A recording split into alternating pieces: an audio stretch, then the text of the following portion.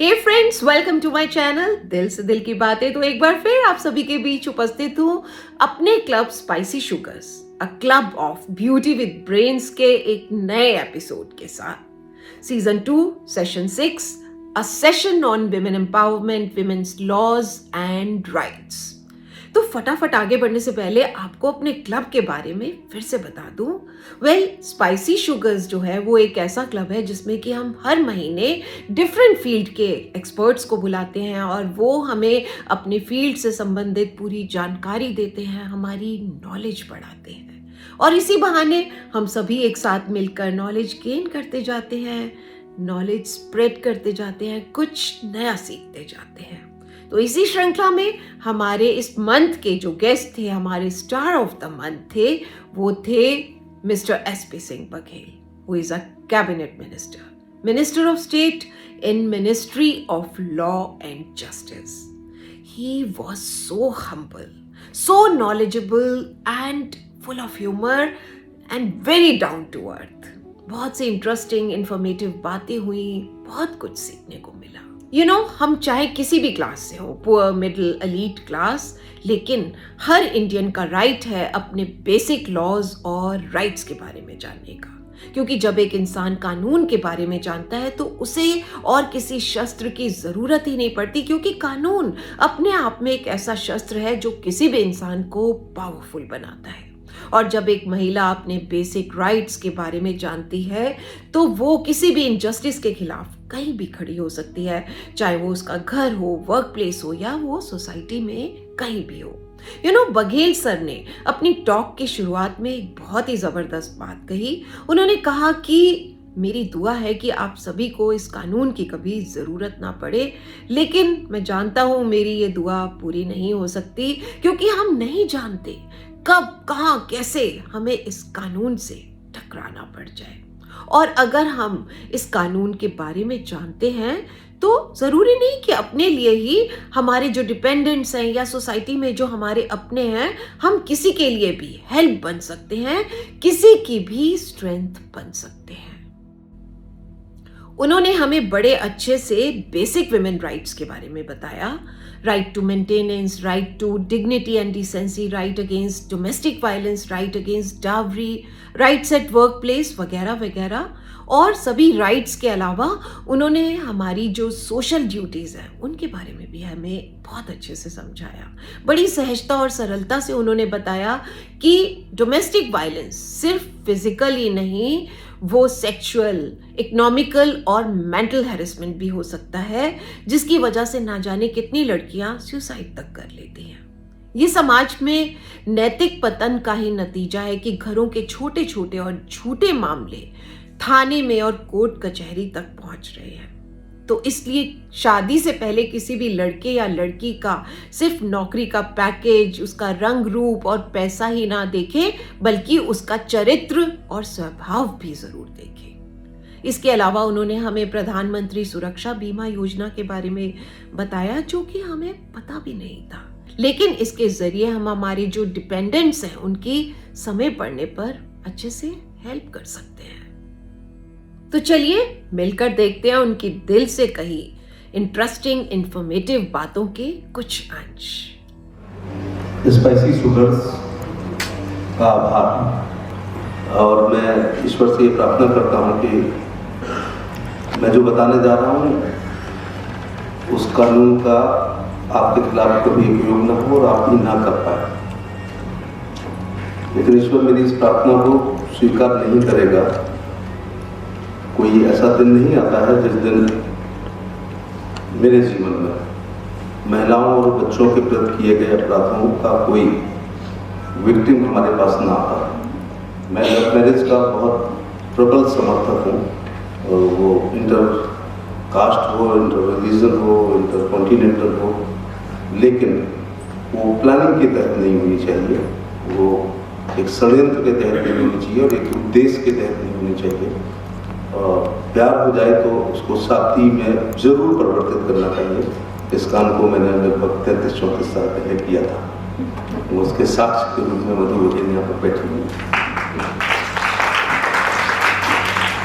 तो मुझे पूनम जी ने कहा था कि महिलाओं के अधिकार क्या हैं जो उनको पता नहीं है, और उसमें ये भी लिखा गया था कि एलीट क्लास की महिलाएं यहाँ ज़्यादा होंगी और हो सकता है कि आपको भी ना पता हो। लेकिन मेरा उद्देश्य ये बहुत ज़्यादा है कि आप पर जो डिपेंडेंट है, जो आप पर निर्भर है, मुझे नहीं लगता कि इनमें कोई भी महिला ऐसी बैठी हैं जिनके घर में मेड्स ना हो, क्योंकि जब आप लोग मिलती हैं तो सास ननद की बातें तो होती ही हैं, सास और बहू, उसके साथ आप अपनी मेड्स के बारे में बहुत चर्चा करती हैं, और आपकी खिलखिलाहट ने बता दिया कि आप मेरी बात से सहमत हैं। मुझे मधु ने एक बार कहा कि एक मेड ने कहा है मैं सब्जी काटूंगी लेकिन छौंकूंगी नहीं, मैं कपड़े धोऊंगी लेकिन सुखाऊंगी नहीं, मैं पोछा करूंगी तो बर्तन नहीं धोऊंगी। तो उसने ये भी शर्त लगाई कि तुम्हारे यहाँ पार्टी बहुत होती है तो कुछ ज़्यादा पैसे उस दिन देंगे। और उस समय कोई सास बहू का सीरियल आया तो वो भी देखने की आप मुझे अनुमति देंगे, और बर्तन धोने के लिए गर्म पानी का भी उपयोग होगा। तो इसका मतलब है कि मेड सबके घर में है, तो उनके प्रति हमारी सोशल रिस्पॉन्सिबिलिटी हो जाती है। जो हमारे सेवक हैं, ये तो हम इस शब्द का इस्तेमाल करते हैं, वो हमारे इनफैक्ट सहयोग हैं, और हम दावे के साथ नहीं कह सकते हैं कि अगले जन्म में हम मालकिन बनेंगी या हम मेड बनेंगे, या मैं सांसद बनूंगा या मंत्री बनूंगा या संतरी बनूंगा, ये मैं भी नहीं कह सकता कि। तो इस जन्म में अगर भगवान ने हमें कुछ सक्षम बनाया है तो हमें सामाजिक दायित्व इसको निभाना हमें चाहिए। और सरकार ने एक कानून बनाया है CSR act, company social responsibility. CSR के तहत जो बड़ी कंपनी है उनको अपनी वैलिड इनकम का एक बड़ा 2 से 5% मैंडेटरी है कि उनको CSR में खर्च करना है, ऐसा सरकार ने कहा। चैरिटी बिगिंस फ्रॉम होम, घर से शुरू होती है। इसकी शुरुआत देश को हम ठीक करें, दुनिया में दान करने की जगह हमें अपने घर से शुरू करना चाहिए। और जो वर्ग यहाँ पर बैठा है उनके बहुत से सहयोगी उनके यहाँ काम करते हैं, और जो फैक्ट्री ओनर्स बैठे हैं तो वो केवल आपके श्रमिक नहीं हैं, आप उनके गार्जियन भी हैं, आप उनके मेंटर भी हैं, आप उनके अभिभावक हैं, और आप उनके वो आप पर डिपेंड भी हैं। Women have rights against domestic violence, ये सुना होगा आपने, घरेलू हिंसा। ये घरेलू हिंसा में कई लोगों को, अक्सर लोग आते हैं कि चोट नहीं है शरीर पर, तो डोमेस्टिक वायलेंस का क्या मुकदमा हो जाएगा, क्योंकि इंजरीज न होने पर वायलेंस में इंजरी होना जरूरी नहीं है। डोमेस्टिक वायलेंस का मतलब नॉट ओनली फिजिकल बल्कि मेंटल, सेक्सुअल और इकोनॉमिकल वायलेंस भी। जैसे घर में आपको पैसे ना दिए जाए, आप अपना जीवन यापन न कर पाए, मानसिक रूप से इतना प्रताड़ित कर दिया जाए कि आप डिप्रेशन में चले जाएं, और सेक्सुअल तो होता ही है कि वो हरेसमेंट अगर किसी भी प्रकार का होता है तो ये घरेलू हिंसा होती है।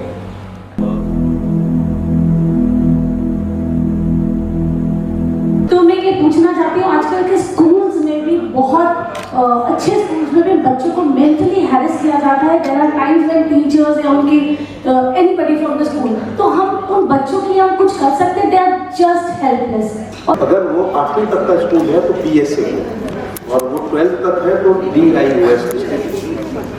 DIUS को, और लास्ट में तो पुलिस के पास कोई सा भी केस नहीं। सर देखिए, पुलिस वगैरह तो कोई सेंस नहीं है, वो मामला भर जाता है, कुछ सोल्यूशन नहीं निकलता है।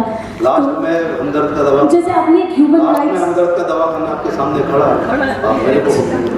Thank you so much. Sir मैंने पिछले फरवरी में होटल हिल्टन में किसी का काम किया था, राइट। वो उन्होंने मुझे हायर करा था अपने बेटे की डिनर पार्टी के लिए। उन्होंने सिर्फ मुझे 10,000 रुपये एडवांस दिया था, और जब मैं उनसे पैसे मांगती रही कि आप मेरा अमाउंट दे दीजिए, तो वो मुझे बार बार यही बोलते रहे कि मैं अभी दे रहा हूँ, कल दे दूँगा, परसों दे दूँगा। इवेंट की डेट आ गई, क्योंकि बहुत जिम्मेदारी का काम है हमारा, और किसी की शादी का काम हम बिगाड़ नहीं सकते। शाम हो गई, दोपहर हो गई, पहले हिल्टन होटल में मैं उनसे मांगती रही, उन्होंने मेरे को पैसा नहीं दिया। थोड़ा देश संविधान और कानून से चलेगा। अगर आपका MOU उनसे थोड़ा लिखत पढ़त हुआ है, हम ये प्रोवाइड करेंगे इतना पैसा, ये करेंगे इतना पैसा, उसका वायलेशन करने पर आप कंज्यूमर फॉरम में जा सकते हैं। कंज्यूमर फॉरम और उसमें तो 420, 406, 407 का भी मुकदमा कायम करा सकते हैं अभी। आजकल की जो लड़कियां हैं, यंग गर्ल्स, वो लोग बहुत ज़्यादा अपनी राइट्स जानते हैं लेकिन ड्यूटीज़ नहीं जानते हैं। तो उनको ये पता है हमारा इंडियन लॉ ऐसा है कि जब हम किसी बहू को घर लेकर आते हैं उसको अपनी सारी राइट्स पता है, ये यहाँ मेरा हक है, वहाँ मेरा हक है, लेकिन अपनी जिम्मेदारी नहीं है। तो एज ए रिजल्ट जो हमारा लॉ है वो, क्योंकि वो लड़की है, हिंदुस्तानी लड़की है, उसी का फेवर रहेगी भले वो गलत हो। अब हमारा सब कुछ निर्भर है कि हमारा दिमाग कैसा आएगा, हमारी समझ कैसी है। ये सारी पीस ऑफ माइंड हमारी यहाँ से शुरू होती है। इसलिए मेहरबानी करके बहुत जानबूझकर मत जाओ सेल्फी पर, मत जाओ बड़े खानदान पर, मत जाओ बड़े। आप देखो साइकिल और मोटरसाइकिल के एक्सीडेंट में किसका चालान होता है? और मोटरसाइकिल और कार और ट्रक में क्या हमेशा बड़ा व्हीकल गलती करता है? एक 3.5 साल का बच्चा जिसको लेफ्ट राइट नहीं पता है, अचानक वो एक्सीडेंट से मर जाए तो बस को दिला दिया जाता है, उसके खिलाफ मुकदमा होता है। जैसे क्या वो फाइन चल रहा था? और इसके मार्क्स तो सड़क पे दिखाई पड़ते हैं कि ड्राइवर ने भरपूर ब्रेक मारे, टाइट पर घुस गया, बट मोहल्ले वाले आग लगा देंगे और अदालत कर देगी। यही हो रहा है लड़की और लड़के। सर, बहुत खूबसूरत बात कही। इंडिया आगे बढ़ता जा रहा है और भारत पीछे रह गया। हमारे यहाँ अभी भी वो ब्रिटिशर्स के टाइम के लॉज काफी हद तक चल रहे हैं सर, तो उनमें कुछ चेंजेस आ रहे हैं? हुकूमत ने कानून, IPC, CRPC, CP एक्ट सभी उनके जमाने के, उन्होंने हमको गुलाम रखने के लिए और ब्रिटेन को लाभ देने के लिए कुछ कानून बनाए हैं। मुझे खुशी हो रही है कि 122 कानूनों को जो रिलेवेंट नहीं थे हम लोगों ने खत्म कर दिया है। और कल हमारे ही कानून मंत्री जी को, किरण रिजिजू को प्रधानमंत्री जी ने बुला के ये कहा कि एक कमेटी बनाओ और जिससे जितने इररिलेवेंट कानून हैं उनको पार्लियामेंट अफेयर मंत्री से मिलकर उनको खत्म करने का काम हम लोग कर रहे हैं। ये हम लोग बहुत कानूनों को सरलीकरण कर रहे हैं और इररिलेवेंट कानून जो हमारे देश के माफिक नहीं है। जब देश काल परिस्थितियों के अनुसार हमारे देश में ये परिवर्तन आया है कि पर्दा प्रथा हम खत्म कर रहे हैं, हम बहु विवाह खत्म कर रहे हैं, हम बाल विवाह खत्म कर रहे हैं, हम सती प्रथा बंद कर दी, हमने जौहर खत्म कर दिया। हमारे यहाँ नहीं था ये सब, हमारी महिलाएं बहुत एडवांस थी। ये जब गोरी आया, फिर गजनबी आया, फिर ऐबक आया, आया, फिर मोहम्मद खिलजी, जलालुद्दीन खिलजी, अलाउद्दीन खिलजी, फिर फिरोज तुगलक, मोहम्मद तुगलक, गयासुद्दीन तुगलक, सिकंदर लोधी, बेलोर लोधी, इब्राहिम लोधी, फिर शेरशाह सूरी, फिर बाबर, हुमायूं, अकबर, जहांगीर होते कि औरंगजेब आया। यहाँ पर्दा आ गया, यहाँ पर्दा आ गया, यहाँ बाल विवाह। तो जब हमारे देश के 123 संविधान में संशोधन हो चुके हैं और हमारी प्रियम्बल इज हमारी सोल, हमारी आत्मा है, जब उसमें हम धर्मनिरपेक्ष समाजवादी गणराज्य जोड़ चुके हैं तो क्यों ना हम कानूनों को जो हमारे माफिक हुए उनको क्यों ना हम खत्म करें, हम कर रहे हैं। और फिर आई एक पहल NGO की बच्चियां जिन्होंने विमेन एम्पावरमेंट पर बहुत ही खूबसूरत पोएम सुनाई। मैं बताना चाहूंगी कि एक पहल एक ऐसी संस्था है जो गरीब बच्चों की शिक्षा के साथ साथ बहुत सी महिलाओं को एम्पावर करने का काम भी कर रही है। And I really feel so blessed कि मैं इस संस्था से कहीं ना कहीं कनेक्टेड हूँ। बेटी बचाओ बेटी पढ़ाओ, प्रधानमंत्री ने कहा है, मैंने कहा है, अपना बेटी बचाओ बेटी पढ़ाओ, बुढ़ापा बचाओ। मैं बस ये कह के इसलिए जा रहा हूँ कि आप लोग तो सब अच्छे हैं, लेकिन देहात, मैंने फिर कहा कि ये गांव का देश है। लड़के को गिलास बड़ा वाला, लड़की को गिलास छोटा वाला दूध का, लड़के के में मलाई आ रही है तो आने दो, लड़की माँ रो। आज तक कोई भी मेरे पास ये नहीं आया है कि मेरी लड़की को आप एडमिशन करा दो, नौकरी लगवा दो। जब आते हैं तो लड़कों की मार्कशीट को लेकर के आते हैं। फिर अक्सर लोग आते हैं कि पीटर्स में एडमिशन करा दो, तो मैंने कहा बेटी कहाँ पढ़ रही है? बेटी तो GIC में पढ़ रही है, तो लड़के को पीटर्स में क्यों पढ़ा रहे हैं? सब दो को नहीं पढ़ा सकते। तो मैं कहते हैं let us change the priority. हम लड़की का प्रैक्टिस में कराते हैं, लड़के को GIC में है तो दांत निकालने लगते हैं। तो अपने घर में सामाजिक न्याय नहीं दे रहे हैं। महात्मा गांधी के लड़कों का नाम बताओ, उसके पीछे भी मेरा एक उद्देश्य है। पहले पहले राष्ट्रपति डॉक्टर राजेंद्र प्रसाद के लड़कों का नाम, राधा कृष्णन दूसरे राष्ट्रपति के लड़कों का नाम बताओ, जाकिर हुसैन के लड़कों का नाम बताओ। मैं राष्ट्रपतियों से नीचे नहीं आता। अब लाल बहादुर शास्त्री हमारे प्रधानमंत्री हुए, उनके लड़कों का नाम बताओ। नरसिम्हा राव के लड़कों का नाम बताओ। नहीं बता पा रहे ना? अब मैं क्वेश्चन पूछूंगा, ध्यान से देखना। एक जवाहरलाल नेहरू प्रधानमंत्री हुए थे, उनकी एक लड़की थी, उस लड़की का नाम बताओ। शाहरुख खान की लड़की। अब सबने इंदिरा गांधी बता दिया। मैंने खन्ना मुद्दा नहीं पूछ रहा हूँ, मैंने 5 राष्ट्रपतियों के लड़कों का नाम बताया, 4 प्रधानमंत्रियों के लड़कों का नाम पूछा, कोई नहीं बताओ। सबके लड़के थे और 3-3, 4-4, 5-5 थे। गांधी जी के तो 5 थे, शास्त्री जी के 4 थे। इसमें आपकी गलती नहीं, उनका काम ऐसा नहीं था कि आप। और जैसे ही मैंने पूछा कि नेहरू की एक लड़की थी, आपने इंदिरा गांधी का नाम बता दिया। अगर उसकी अम्मा ने भी कन्या भ्रूण हत्या करा दी होती कन्या नेहरू ने, तो देश एक बड़े प्रधानमंत्री से, बड़े नेता से वंचित होता या नहीं होता?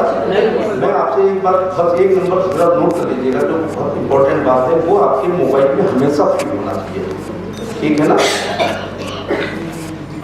केंद्रीय महिला हेल्पलाइन, आप शॉर्ट में अपने हिसाब से कर लो, 1091 1091।